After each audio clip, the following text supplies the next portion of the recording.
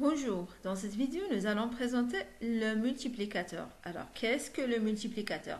Le multiplicateur est un processus économique général montrant que l'augmentation d'une grandeur économique, l'investissement par exemple, entraîne l'accroissement plus important d'une autre grandeur. L'effet multiplicateur est un élément fondamental de la théorie keynésienne. On peut présenter ce mécanisme avec l'exemple du multiplicateur d'investissement keynésien. Keynes montre qu'une dépense supplémentaire d'investissement dans une économie détermine une hausse plus importante de la production nationale. Les richesses nouvellement produites sont alors supérieures à la dépense d'investissement initiale. On peut donner donc une illustration de cet effet multiplicateur en supposant tout d'abord que la part consommée est identique à chaque étape du processus et qui est égale à 0,8. Ce chiffre représente la propension marginale à consommer C, c'est-à-dire la partie du revenu supplémentaire qui induit une augmentation de la consommation. Décrivons donc ce processus par le schéma suivant.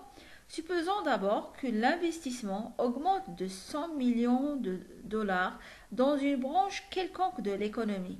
Ces sommes vont alors être distribuées aux agents économiques qui ont contribué à produire les biens d'équipement.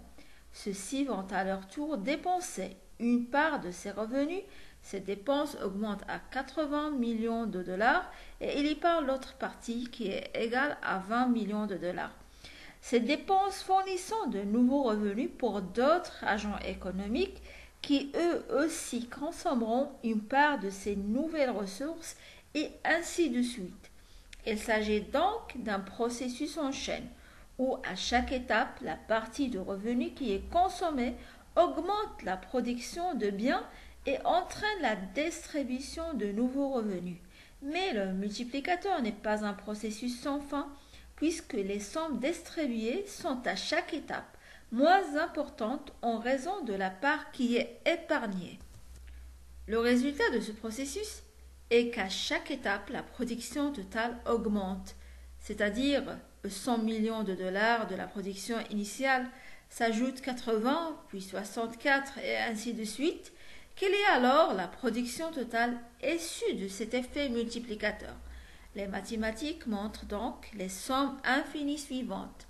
100, c'est-à-dire la dépense d'investissement initiale, plus la proportion marginale à consommer multipliée par 2 fois les dépenses initiales qui augmentent à 100 millions de dollars plus la propension marginale à consommer cube et ainsi de suite jusqu'à qu'on arrive à la dépense initiale, c'est-à-dire les 100 millions de dollars multipliés par la propension marginale à consommer à la puissance n qui admet le résultat suivant, c'est-à-dire 100 millions de dollars multipliés par 1 subdivisé par 1 moins la propension marginale à consommer.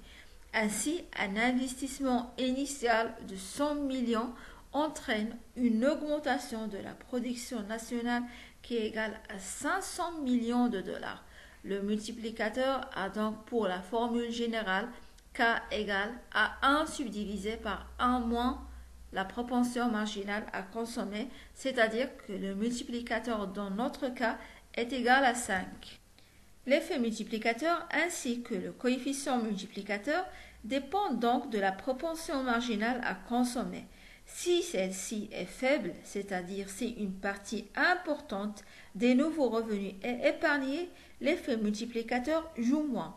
Pourtant, si à l'inverse une partie importante des nouveaux revenus est consommée, l'effet multiplicateur joue fort.